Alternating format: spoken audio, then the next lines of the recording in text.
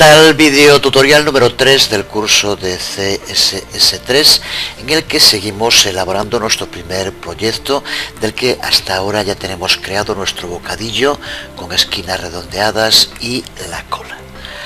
Vamos a seguir mejorando el aspecto visual con algunos detalles gráficos.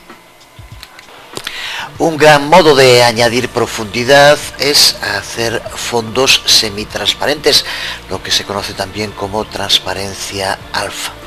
Antes de CSS3 podíamos crear un fondo semitransparente usando archivos de imagen en formato PNG a los que se le puede aplicar este tipo de transparencias alfa.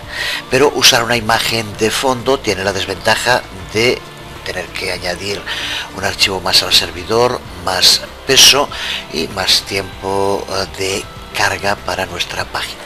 Además, este tipo de imágenes de fondo no se pueden aplicar a los bordes, así que, por ejemplo, en el proyecto que estamos creando, la cola no podría mostrar esa semitransparencia y desde luego no quedaría nada bien que el cuerpo del bocadillo se viera semitransparente mientras que la cola siguiera pareciendo opaca. Pero con CSS3 tenemos tanto RGBA como HSLA para solucionarlo. Se trata de dos métodos para especificar un color y su nivel de transparencia al mismo tiempo. RGBA, seguro que ya lo sabes, significa Red, Green, Blue, Alpha, y HSLA significa Hue, Saturation, Lightness, Alpha. Podemos seleccionar cualquier color y especificar en código a qué color nos referimos con cualquiera de las sintaxis que estamos viendo en pantalla. El valor hexadecimal, RGBA o HSLA. Desde luego todos tienen el mismo color, nos van a mostrar el mismo color en pantalla, pero a través de diferentes rutas.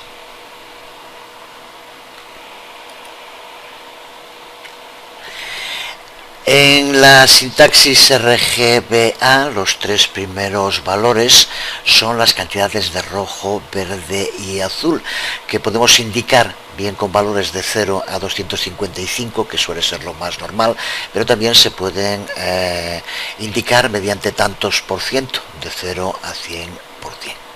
Mientras que en la sintaxis HSLA, los tres primeros valores son el valor Hue, en el cual tenemos que darle un valor de 0 a 360, el porcentaje de nivel de saturación, en este caso un tanto por ciento, y el porcentaje de nivel de brillo, que también es un tanto por ciento. Tanto en uno como en otro, en RGBA como en HSLA, la A hace referencia al alfa, que tiene que tener un valor entre 0, que sería completamente transparente, y 1, que sería completamente opaco. De nuevo, desde luego, podemos usar muchos editores gráficos para poder determinar estos valores, el correcto valor rojo, verde o azul, para conseguir con la sintaxis RGBA un determinado color. Por ejemplo, con el propio Photoshop se puede hacer sin problema. Para HSL no es tan sencillo. Photoshop en concreto usa una variante que se llama HSV, que no nos vale para la sintaxis que usa CSS3. Para esto, igual que para tantos y tantos temas, cada día más temas, es mejor usar alguna de las herramientas online, en este caso herramientas que nos permiten determinar estos valores HSL de modo sencillo y preciso. Veamos un par que son particularmente manejables para trabajar con valores RGB y HSL, que es lo que ahora nos interesa. Aquí tienes una primera en pantalla, una herramienta para conversión de colores que nos permite de modo muy sencillo convertir entre estas tres sintaxis que indicábamos, hexadecimal, RGB y HSL. Por ejemplo, incluyendo aquí un valor hexadecimal, que estábamos poniendo antes, y pulsando sobre Convert, vemos cómo nos aparece el color y nos aparecen sus valores, tanto HSL como RGB. Podríamos hacer también poniendo cualquiera de los otros dos, bien el RGB o bien HSL, y nos lo convertiría a los otros. Vemos aquí el color y vemos las tres sintaxis que tendríamos que utilizar. No nos da el alfa, que tendríamos que incluirlo nosotros a mano. Otra herramienta realmente útil, la que se encuentra en Word with Color, como vemos cuenta con varias herramientas, el Color Picker. Vemos como desde aquí podemos seleccionar cualquier color que queramos e inmediatamente nos va a indicar aquí el HSL, aquí el valor hexadecimal y aquí el valor RGB. Simplemente seleccionando uno de los colores. Desde luego también podríamos ponerlo a mano y nos lo indicaría aquí. Así que otra magnífica herramienta a guardar y a recordar. Viendo la anterior herramienta, parece difícil poder mejorarla, pero sí que se puede con esta extensión para Firefox, que me imagino que habrá también para otros navegadores. Yo utilizo Firefox bastante a menudo. Lo que ocurre es que, como imagino que le pasa a mucha gente, al ir conociendo extensiones que se pueden utilizar con el navegador, muchas de ellas son muy útiles y acabas instalando una extensión, otra, lo que hace que el navegador se ralentice. No es culpa del navegador, es que ampliamos nosotros sus funcionalidades. Yo lo que hago es que desde que apareció Chrome, tengo Chrome para navegar normalmente sin instalarle absolutamente ningún complemento, ninguna extensión, y tengo Firefox con las extensiones que utilizo cuando las necesito en algún momento, por ejemplo para trabajar con Firebug, que uso mucho, o con esta herramienta Rainbow Color Tools. En un principio Chrome tenía muchas menos extensiones que Firefox, y al no instalar ninguna, cuando navega más rápido sin duda. Yo imagino que sin extensiones Firefox puede acercarse. Es también otro magnífico navegador. Seguro que ya habrá también los de siempre, que salgan los enterradores. Firefox ha muerto, no sé qué, en fin, una tontería más. Es un excelente navegador también, pero bueno, yo al final tomé esa decisión. Tengo Firefox con extensiones, lo que hace que se ralentice, pero que no es culpa del navegador, y tengo Chrome sin ninguna extensión, que hace que navegue más rápido, es el que uso normalmente. Bueno, pues esta extensión Rainbow Color Tools para Firefox, que ya digo, me imagino no sería muy raro que también la haya para Chrome, pero ni siquiera lo he mirado. Una vez instalado desde su página en Mozilla, aquí ves la dirección, Rainbow Color Tools. Si vamos a los complementos de Firefox, aquí vemos Rainbow, las opciones, y aquí, entre otras cosas, lo que nos interesa sobre todo es que podemos indicar de qué tipo de sintaxis de los valores de color queremos que nos muestre: HSL, hexadecimal o RGB. Como vemos, nos permite también las tres. Estamos ahora justo con HSL, lo ponemos para que sea que aparece por defecto. Una vez instalado, si vamos a cualquier página, podemos situarnos en cualquier parte de la página y pulsando en el botón derecho, observa cómo aparece aquí Rainbow, y varias herramientas que tiene. Vamos a ver, por ejemplo, el trabajo con inspector, que observa cómo al marcarla, cuando nos situamos sobre cualquier color que haya en la página, inmediatamente nos aparecen aquí los valores, los HSL, que fue los que indicamos.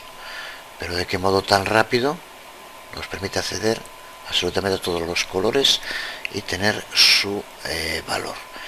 Cuenta, como veíamos antes. Ahora observa también como cuando dejas de utilizarlo, pulsando en botón derecho otra vez, guarda el color que tienes, por ejemplo, por tanto, para pegar después en cualquier código o bien en cualquiera de los otros. Por ejemplo, ahora podríamos abrir el picker y aquí, como vemos desde el picker, tendríamos aquí ya copiado el valor, y a partir de aquí tenemos tanto el valor HSL como el valor RGB y HSV, son los que aparecen aquí. Así que, por lo tanto, magnífica de nuevo esta posibilidad, sobre todo por las opciones que nos da para rápidamente saber los valores de cualquier elemento que aparezca en cualquier página web. Realmente magnífico y muy cómodo.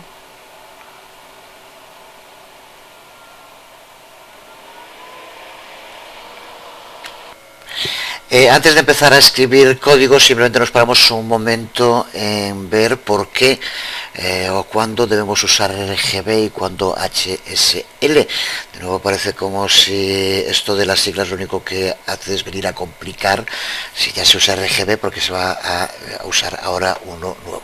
CSS3, como dijimos, permite usar tanto RGB como HSL, pero lo cierto es que hay varias razones por las cuales el uso de HSL se extiende, y sobre todo entre los desarrolladores cada vez se utiliza más. No vamos ni mucho menos ponernos ahora a explicar los fundamentos teóricos de HSL o de HSV, la otra versión que ya decíamos que era la que se puede ver en Photoshop, por ejemplo. En la Wikipedia en inglés hay un artículo realmente excelente, pero en la mayor parte de los casos, prácticamente siempre, a nosotros lo que nos interesa es saber los valores que tenemos que usar y punto. Esta es una auténtica teoría del color aplicado.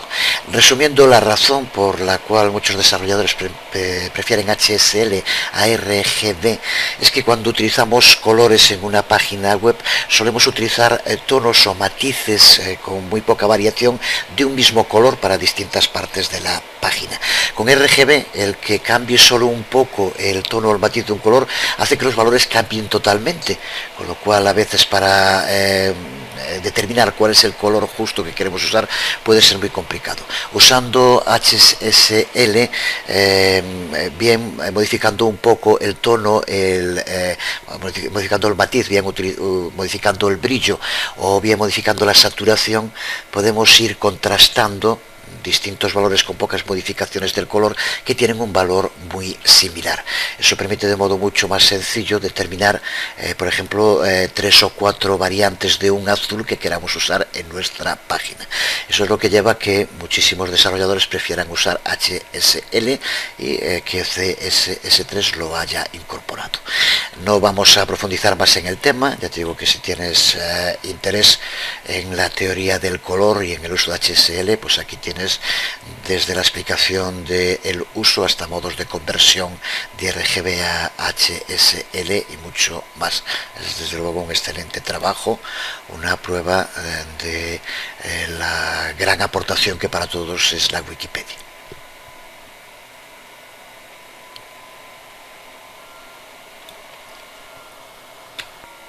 Si quieres empezar a practicar con el uso de HSL y ver sus ventajas, es importante saber qué valores tenemos que darle primero a hue, el tono, al matiz, para conseguir los colores más utilizados. El rojo, por ejemplo, como vemos, es 0, el naranja sería 30, el amarillo sería 60, así seguimos, los colores verdes 90, los azules 210,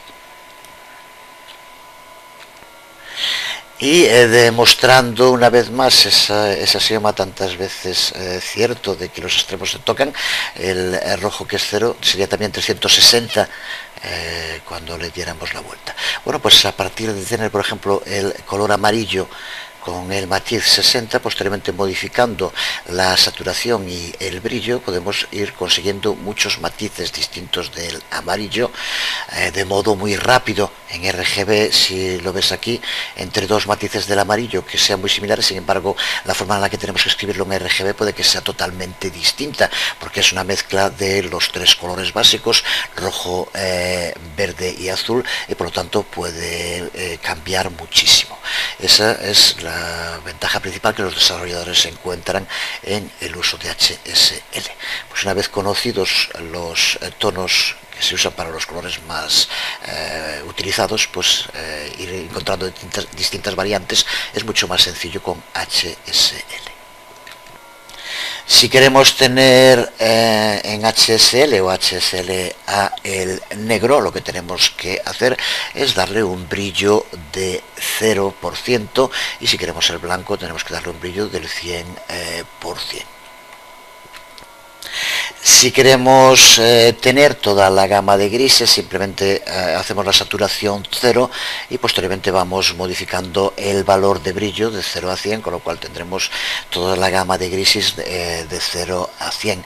Así que es un sistema que, una vez entendido, realmente es mucho más cómodo y rápido para sobre todo crear páginas web en las cuales hay que siempre buscar el contraste entre colores y el uso de distintos tonos de un mismo color muchas veces. Decir en esta introducción que tanto RGB como HSL o RGBA, HSLA forman parte en CSS3 del módulo Color, y desde aquí puedes acceder a más información en detalle sobre cualquiera de ellos, con ejemplos, también páginas que hay que utilizar muy a menudo con una información muy importante.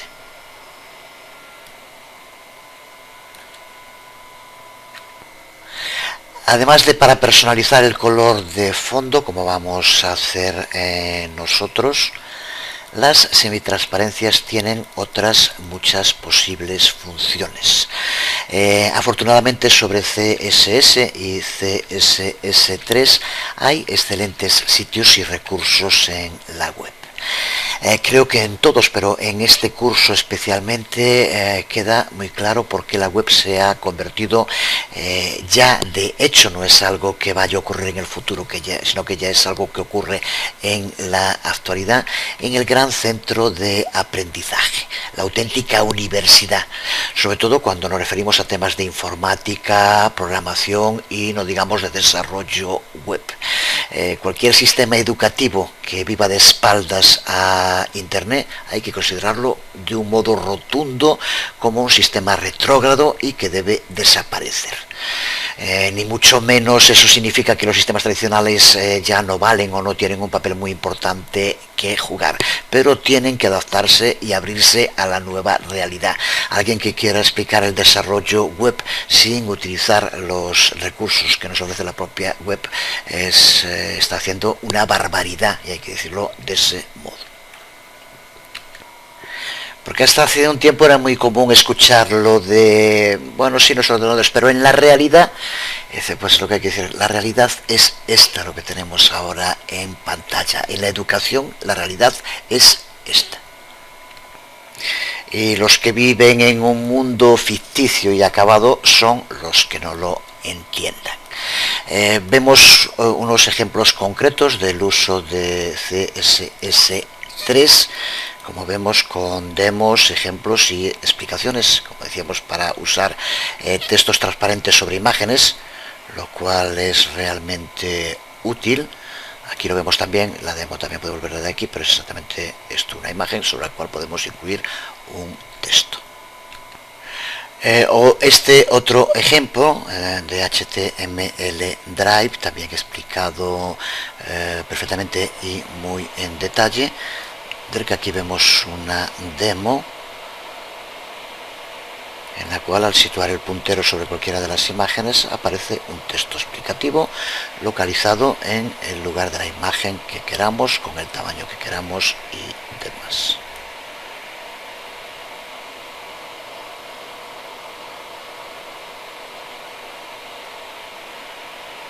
De nuevo, el uso de las semitransparencias lo hace posible. Vamos entonces ahora sí seguir mejorando nuestro proyecto mediante el uso de semitransparencias. Una vez explicado todo esto y entendida la sintaxis, vamos a cambiar el color de fondo de nuestro bocadillo de hexadecimal, que es como se encuentra de momento, a una notación HSLA, y con ello vamos a hacerlo semitransparente. Gracias a la extensión para Firefox es tan sencillo como vamos a Rainbow, Inspector, nos colocamos sobre el color y pulsa con el botón izquierdo para que lo copie. Observa cómo ahí aparece color copiado. Ya tenemos su valor HSL de momento, justo como tenemos que ponerlo en el código. Así que vamos al código, que de momento se encuentra como lo dejamos al final del anterior vídeo tutorial, y aquí en Background Color, para empezar en Block Code, cogemos el hexadecimal y sin más simplemente control V, ya lo ha copiado la extensión de Firefox y aquí lo tenemos HSL de momento. Si ahora guardamos y hacemos un previo en el navegador, observa cómo tenemos exactamente lo mismo. Lo que ha cambiado es que lo conseguimos con una sintaxis distinta. Antes usábamos el valor hexadecimal y ahora utilizamos la notación HSL. Ahora, para hacerlo transparente tenemos que darle un valor alfa. Así que le damos el alfa que queramos, pero recuerda que ahora no vamos a utilizar HSL, sino HSLA. Así que tenemos que cambiar para empezar aquí. Y ahora le añadimos el cuarto valor, vamos a poner por ejemplo .5, con lo cual ya tenemos añadida una transparencia. Lo guardamos y al probarlo en el navegador vemos como el bocadillo aparece ahora con una semitransparencia, pero sin embargo no ocurre lo mismo con la cola. Era lo que ya decíamos que es necesario ahora también modificar. Lo buscamos en Block Code After y recuerda que aquí es donde habíamos hecho el color del borde, dándole a 3 de los bordes transparente, y este es donde le aplicamos el hexadecimal. Pues aquí es donde tenemos que cambiarlo por el valor HSLA. Teniéndolo claro, simplemente podemos hacer esto y ponerlo aquí y nada más. Con esto ya tendremos ahora también la cola del bocadillo, es semi-transparente, exactamente igual que el mismo bocadillo. ¿Qué es lo que podemos ver ahora aquí en pantalla? Con esta semitransparencia puede que el color del texto fuera interesante modificarlo un poco. Desde luego, cambiar el color del texto, estoy seguro que nadie va a tener pruebas para hacerlo. Aparte, con las mejoras que vayamos haciendo, lo haremos también en el texto, así que en ese momento ya veremos qué color aplicarle. Pero de momento ya tenemos nuestro bocadillo con las esquinas, los bordes redondeados, con la cola, pero ahora también semi-transparente. Esta semi-transparencia trabajará con los navegadores más importantes, incluido Internet Explorer 9, no con la versión 8 de ese navegador ni las anteriores, que se verán mediante el método de mejora progresiva, o se puede hacer también un arreglo usando PNGs transparentes, que era como se hacía antes de CSS3. Por muchas razones no nos vamos a estar parando en explicar uno a uno soluciones para las versiones anteriores a Internet Explorer 8. Microsoft parece que por fin se ha dado cuenta que el problema era de ellos, de su navegador, y no del resto del mundo. Hablábamos hace un momento de Firefox, de Chrome, dos magníficos navegadores, y ojalá que haya muchos más. La aparición de Chrome ha obligado a Firefox a no dormirse en los laureles y seguir mejorando cada día. Y lo que está pasando con Internet Explorer 9 es una muestra de cómo Microsoft vio claramente que su destino era seguir perdiendo y perdiendo cuota de mercado si no llevaba a cabo un cambio de estrategia y se decidía al fin por respetar los estándares. Porque esa es la clave. Ojalá que haya cuantos más buenos navegadores, incluso especializados para determinados temas, mejor, pero siempre que cumplan los estándares y nos garanticen tanto a los usuarios como a los desarrolladores que sabemos de modo claro las normas con las que van a funcionar. Vamos allá, vamos a seguir mejorando nuestro proyecto mediante el uso de gradientes sin necesidad de nuevo de tener que usar para nada imágenes. Vamos a darle a nuestra imagen de fondo, al bocadillo, un gradiente sutil que haga que aparezca más redondeado y tridimensional. Pues es algo que CSS3 nos permite también hacer sin imágenes, con las ventajas que ya conocemos, además de añadir otra importante, una ventaja más, que es que los gradientes que generemos con CSS3 se pueden escalar junto con sus contenedores, mientras que si fueran imágenes de gradiente no podríamos hacerlo. Esto nos da también mucha más flexibilidad en el diseño. El problema es que los gradientes CSS3 se encuentran aún en un nivel muy primario de desarrollo y probablemente sufrirán importantes modificaciones antes de convertirse en estándares. Veremos de todos modos cómo hacer para que funcionen en el mayor número de navegadores posibles y una vez más recordar la importancia del desarrollo usando la mejora progresiva. Podemos crear gradientes con CSS3 tanto lineales como radiales, y dentro de los radiales pueden ser tanto circulares como elípticos. En este video tutorial vamos a centrarnos en los gradientes lineales. En cuanto a la forma de aplicarlos, en CSS3 no existe una propiedad gradiente, sino que lo que vamos a tener que hacer es especificar un gradiente usando una de las dos funciones que vemos aquí en pantalla, linear gradient o radiar gradient. Ahí es donde vamos a tener que indicar el valor dentro de cualquier propiedad que permita que se usen imágenes. Podemos usar estas funciones linear gradient o radial gradient para añadirle un gradiente a esa imagen. Por ejemplo, lo podemos usar con propiedades como background image, que ya hemos usado, o como list style image. En este momento Firefox solo admite background image, pero como con el resto de CSS3 seguirá evolucionando en los próximos meses. Veamos un poco en detalle cómo funciona, cómo hay que aplicar estos gradientes, aunque posteriormente veremos también herramientas online que nos facilitan mucho el trabajo y nos dan el código actualizado al día actual según las distintas especificaciones para navegadores. Pero ya dijimos en muchas ocasiones que eso nos facilita el trabajo, pero no impide la necesidad de entender bien qué es lo que hacen para en cualquier momento poder modificarlo, saber en definitiva lo que estamos haciendo. Como decíamos, vamos a trabajar con un gradiente lineal al cual, para poder aplicarlo, le tenemos que decir al navegador su punto de inicio, el ángulo que va a tener y los colores de inicio y final.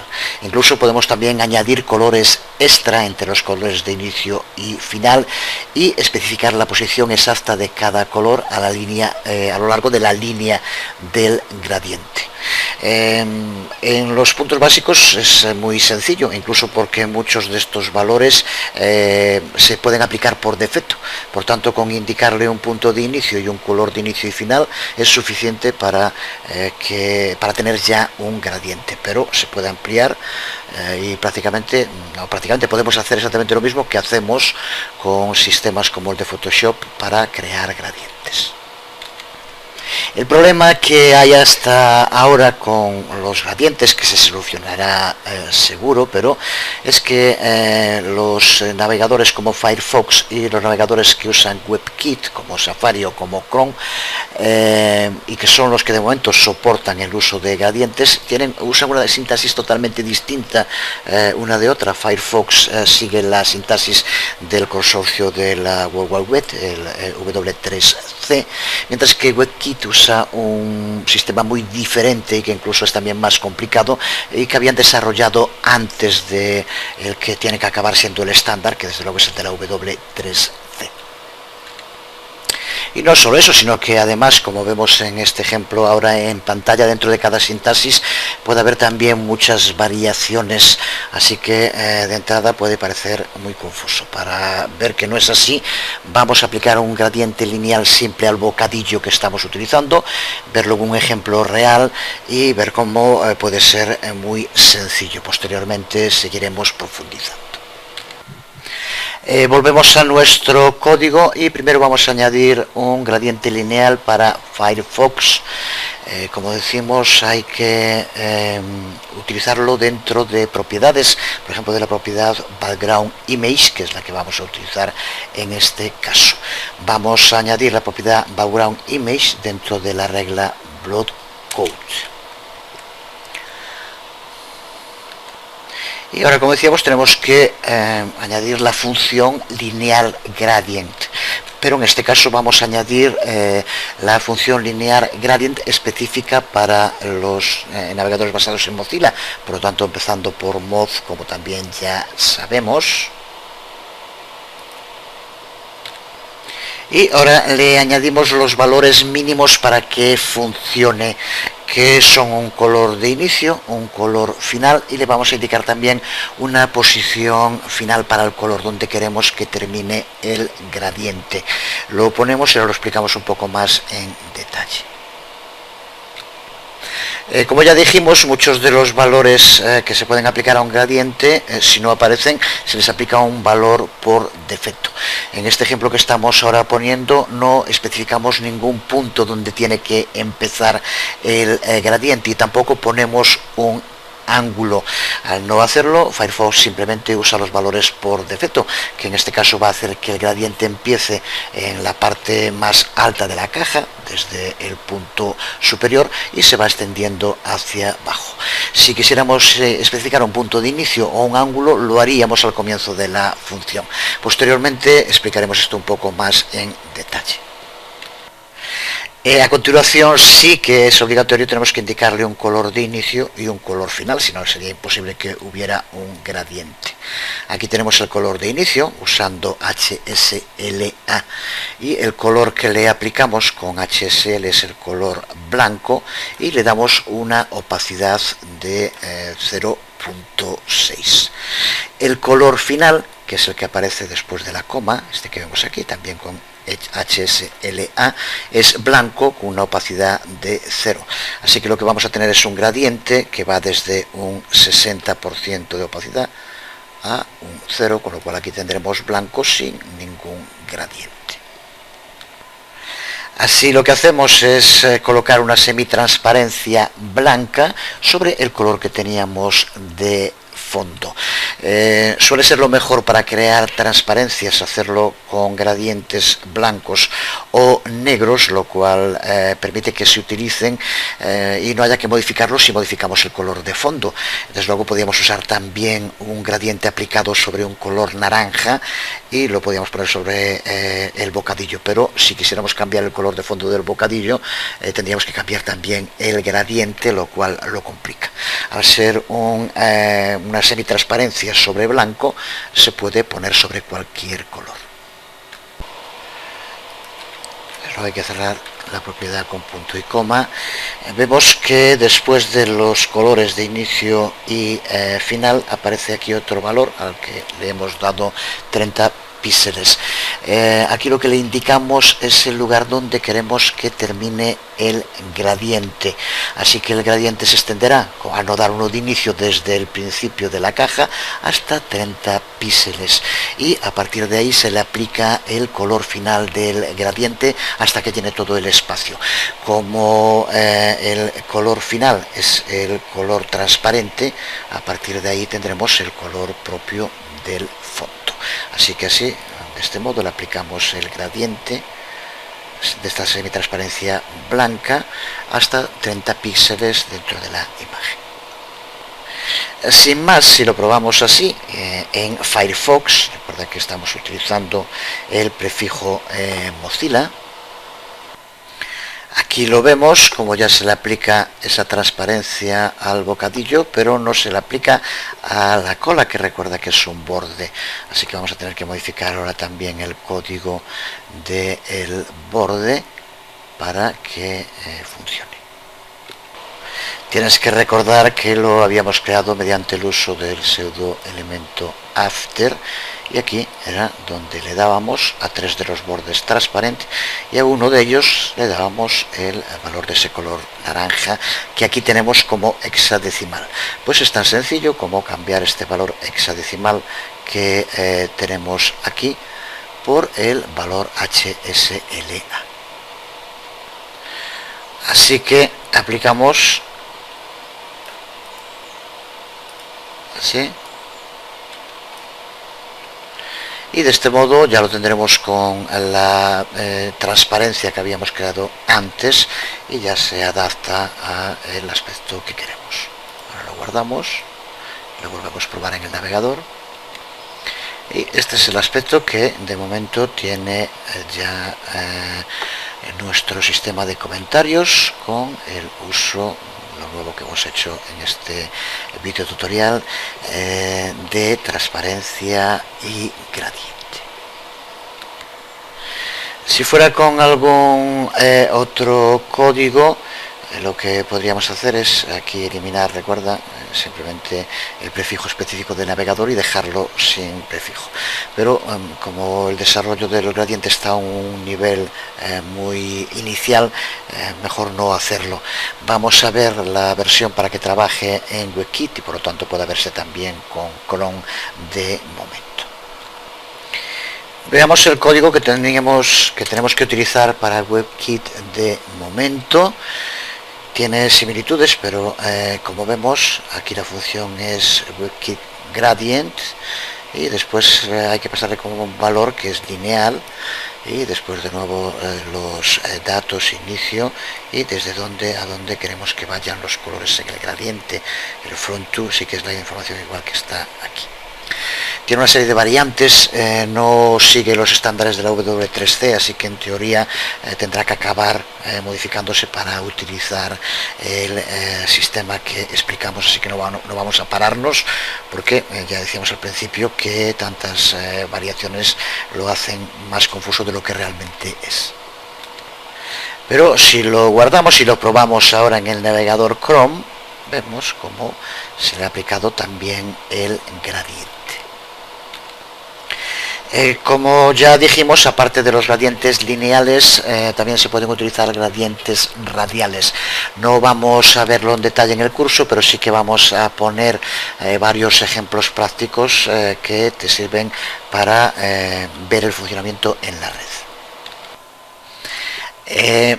Un primer ejemplo que tienes en Broken Links, que forma parte de un artículo en el que hace justo las comparaciones en la sintaxis para gradientes entre Mozilla y WebKit, lo que estuvimos viendo ahora, y aquí explica el uso de gradientes radiales, tanto con el código como con algún ejemplo concreto del uso. Aquí tienes la dirección. Y dentro de la página de hacks de Mozilla ORG, de la que creo que ya hemos hablado, aquí también hay un interesantísimo artículo sobre el uso de gradientes, que Mozilla, por lo tanto, siguiendo, esto sí, el camino que está llevando a cabo el consorcio de la World Wide Web, y aquí también nos explica el uso de gradientes radiales con código y ejemplos prácticos.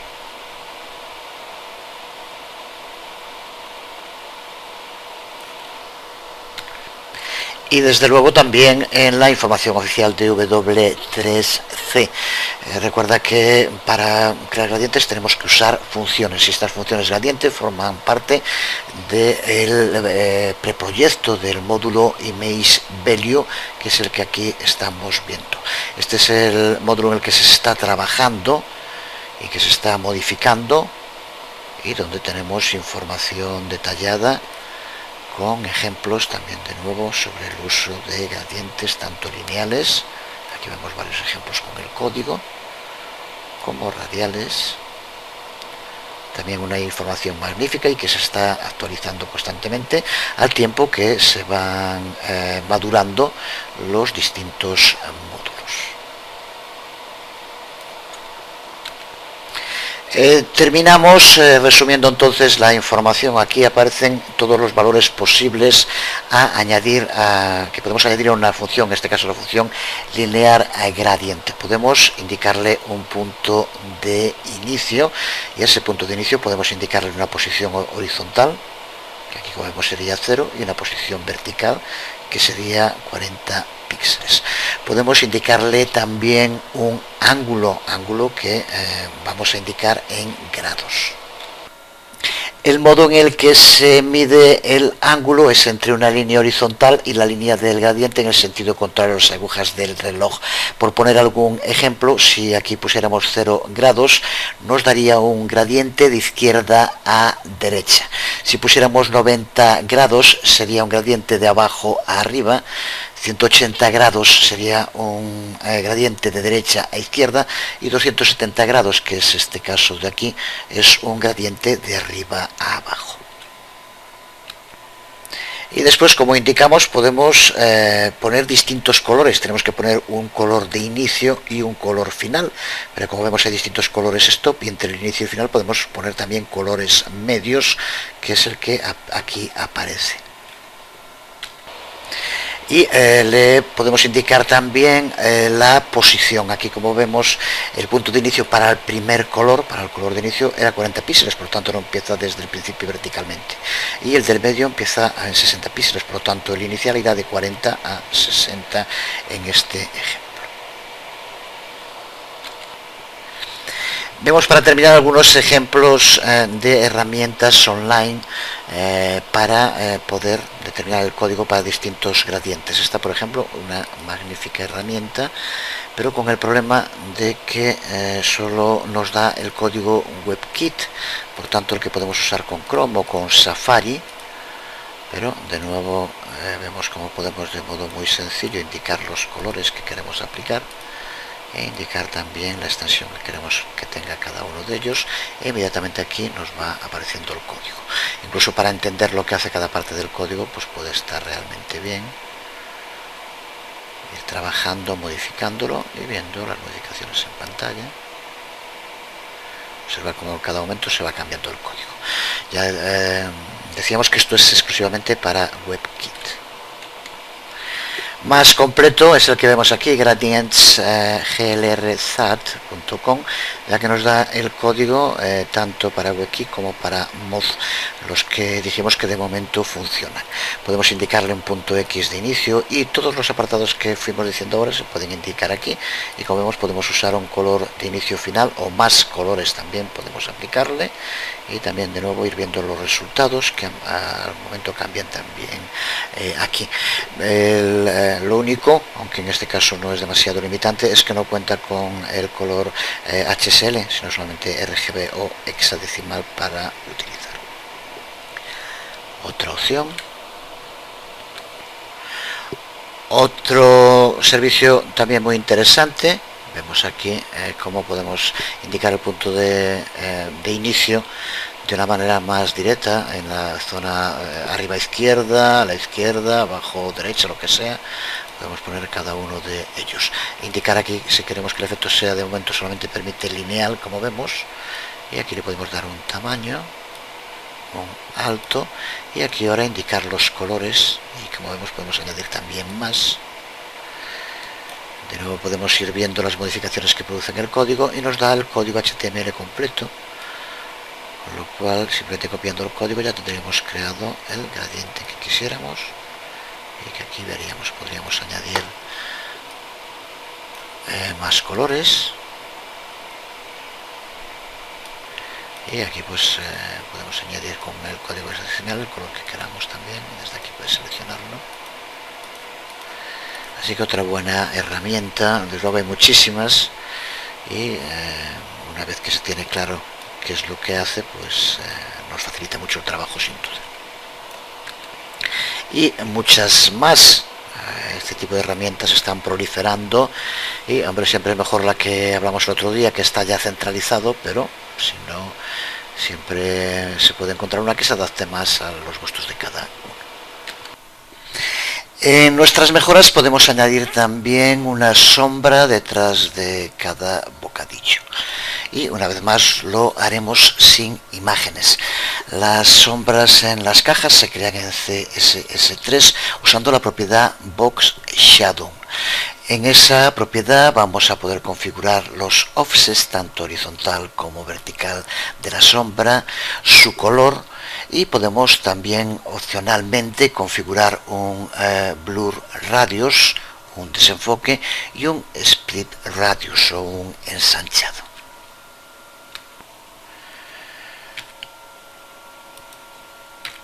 En pantalla podemos ver un ejemplo de sintaxis de Box Shadow. Sin el prefijo específico de navegador funcionaría de momento con Opera y con Internet Explorer 9. Cuando lo escribamos en el código pondremos también el Mozilla WebKit para que funcione también en los navegadores basados en Mozilla y en Safari, incluido Chrome.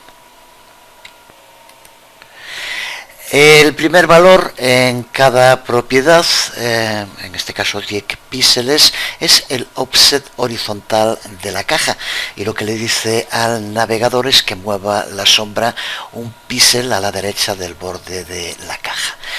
El segundo valor, de nuevo vamos a utilizar 10 píxeles, puede que sea un poco ancho, pero para que se note la sombra bien, este es el offset vertical. Lo que hace es mover la sombra 10 píxeles hacia abajo. Podríamos usar valores negativos, con lo cual moveríamos la sombra hacia la izquierda o hacia arriba. El tercer valor es el que muestra el blur radius, el desenfoque. Va a especificar cuántos píxeles debe desenfocarse la sombra. Si tuviéramos un valor mayor, haría que apareciera más borrosa, menor hará que aparezca más suavizada.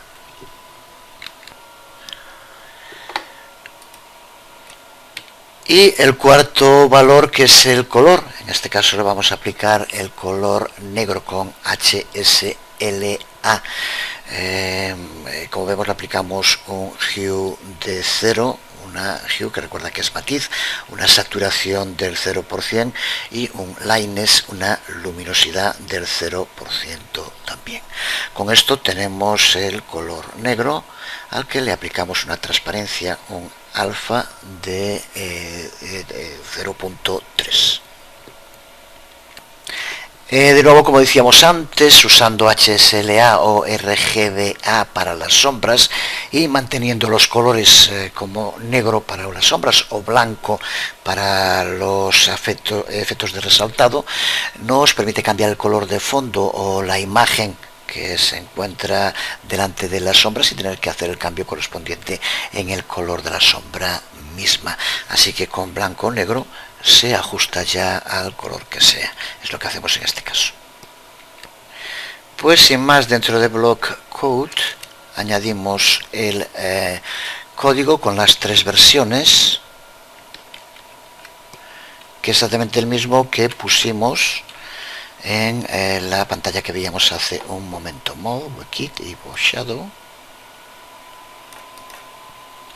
Lo guardamos y observa cómo se puede ver ahora claramente la sombra que aparece en nuestro bocadillo. Al ser 10 píxeles se nota bien, puede ponerse menos si no se quiere que resalte tanto. Con esto hemos logrado aumentar la sensación de tridimensionalidad y, de nuevo, recuerda, sin tener que usar ni una sola imagen. Pero aún podemos incrementar esta apariencia 3D si modificamos la sombra cuando se sitúe la sombra y el propio bocadillo, cuando se sitúe el puntero del ratón sobre el bocadillo. Y eso lo podemos hacer mediante el uso de la pseudoclase Hover.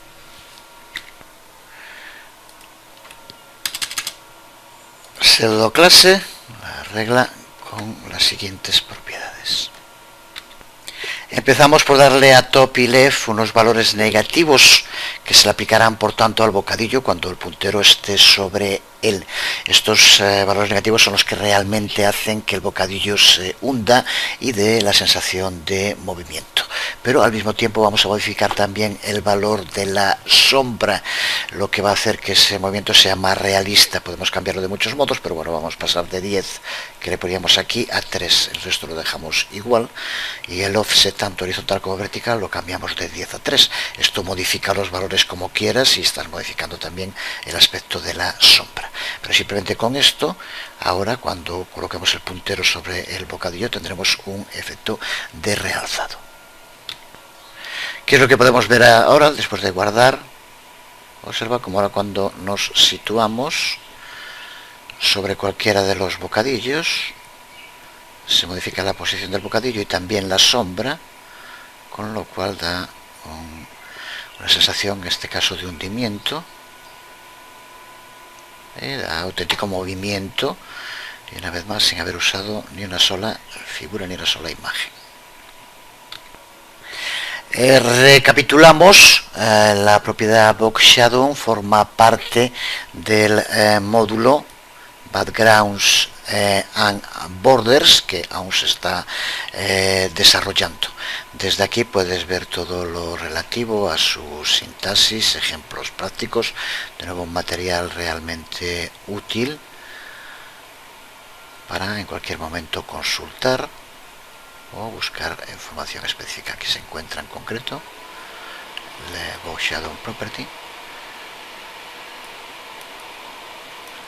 con ejemplos de código y el resultado en la salida,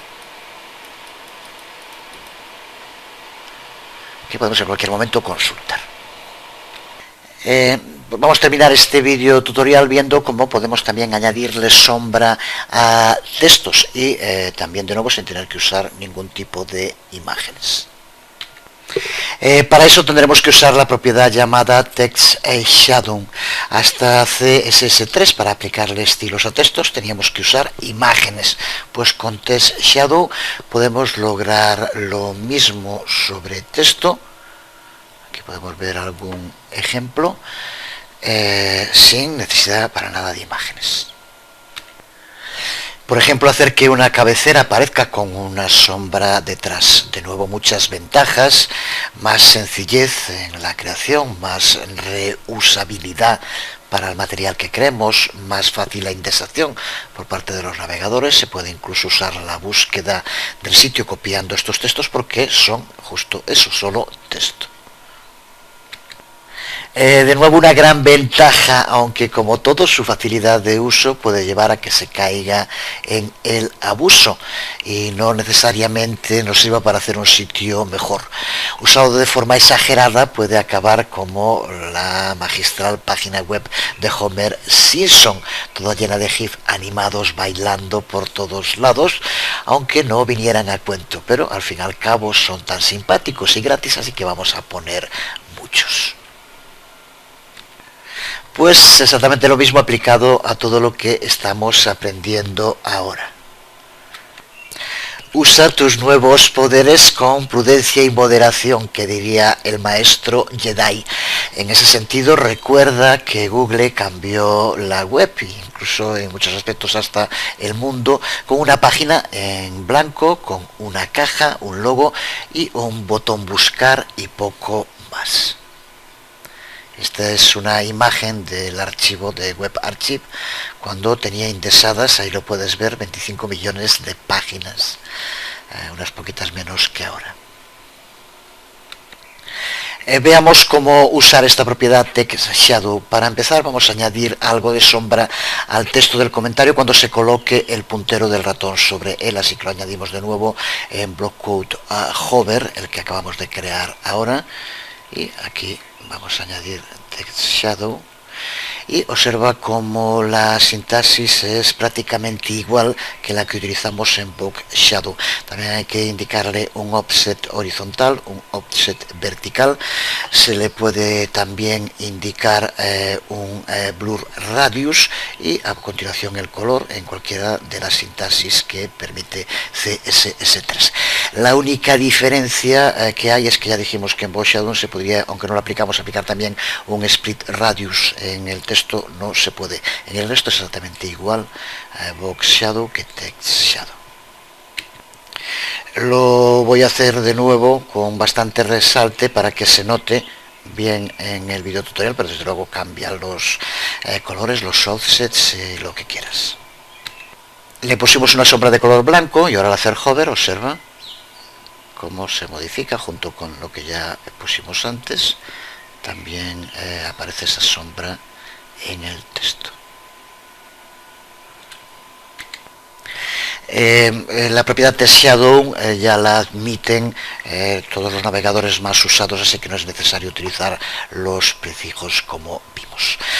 Otro lugar que puede estar bien para añadir sombras puede ser en el nombre del usuario o en la fecha. Son textos pequeños y una sombra, siempre que se coloque bien, siempre que se aplique bien, puede ayudar a realzarlos, aunque de lo contrario también puede ayudar a que se lean peor. Así que puede verse a partir del color que tiene, buscar una sombra que contraste bien y que contribuya a realzar los textos que tenemos aquí.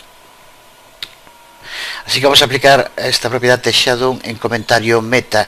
Si recuerdas, en la estructura, con comentario meta se lo aplicamos tanto al nombre como a la fecha, ya que se incluye, es el div que lo incluye a los dos. Si quisiéramos aplicárselo a uno de ellos solo, tendríamos que hacerlo en H4 o en span, que también aquí hay reglas donde podríamos hacerlo. Por ejemplo, aquí sería solo para la fecha, pero vamos a hacerlo en los dos. Vamos a aplicarlo aquí y vamos a darle un color negro con bastante opacidad y un píxel horizontal y vertical sin blur. Ya digo, con esto se va probando y una vez hecho, aquí podemos verlo, creo que se nota bien ese efecto sutil de sombra que contribuye a realzar textos que son pequeños y que yo creo que por lo tanto contribuye a mejorarlos. De nuevo se puede practicar modificando valores y viendo el resultado. Pues hasta aquí hoy. Simplemente decir que Text Shadow forma parte del módulo test que veíamos hace un momento.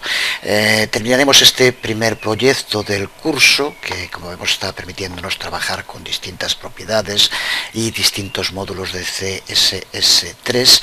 Vamos a trabajar para terminar también, por ejemplo, viendo cómo podemos aplicar distintos efectos sobre las imágenes, el avatar de la fotografía en este proyecto. Así que nada más, quedamos aquí por hoy. Muy pronto espero que esté el cuarto vídeo tutorial. Os habló Jesús Conde, nos vemos.